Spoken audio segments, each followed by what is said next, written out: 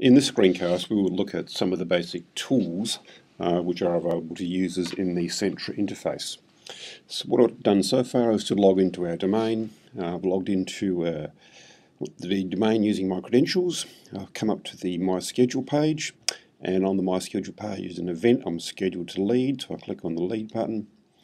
I'll connect to the server shortly, and once I'm in a live session, you'll be aware of the range of tools available to users across the top of the menu bar. And the tools are very intuitive, and if we just have a look at these starting from the left hand side, the hand icon, the presenter can click on the hand icon, or participants whose names would appear here can click on the hand icon to indicate they've got a question to ask.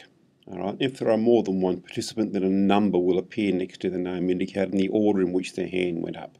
So it's always worthwhile looking at the left hand side of your interface when you're running a session to see if there are any questions. And you would hope that the participants would put their hand down once their question had been asked. If they forget to, you can simply click on the hand icon and the hand will disappear.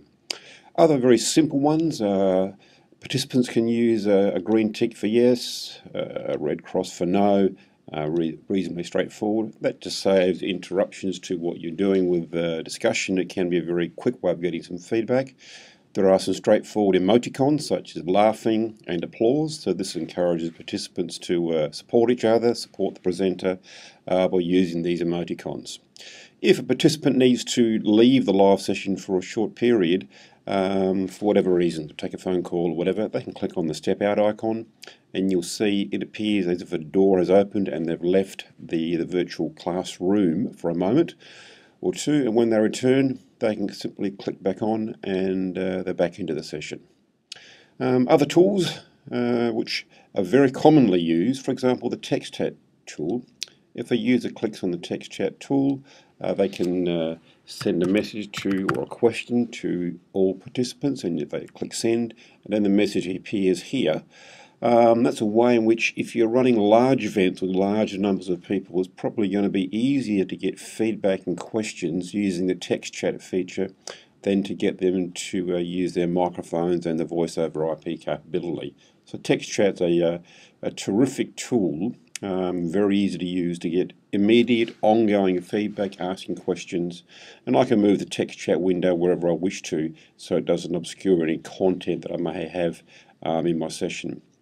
I can use the whiteboard and click on a whiteboard, and the whiteboard brings up a range of other tools as well, and there's a text tool for example, and I can for example just type any messages in here. Once again, it's a very simple one, hello. There's a drawing tool, so I can draw on here anything I wish to, a little rough outline of a map of Australia for whatever reason. And we have the highlighting tools as well. We can highlight words and so forth, and anyone that is a leader or the participant can use these tools. They make the session more interactive and engaging, and allows the presenter to highlight their work and key aspects that they wish to reinforce. And if a person wishes to point to something and have their name associated with it, they're able to do that very easily.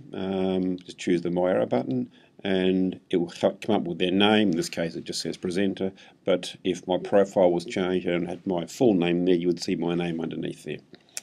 Alrighty, there are some other tools available. A Web Safari, if you click on that one there, you'll be able to share a website with people, and you maybe want to go into Google, for example, and wherever you go into Google, the end user will all see what you are doing.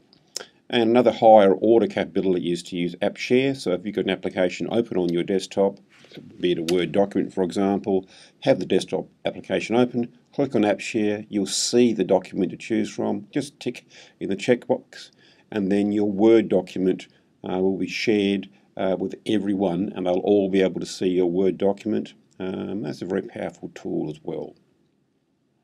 We can clear markup on the whiteboard with the little blue circle with the line through it. Click on that, and as asking me, do you want to clear the markup? I can go OK, and it's gone.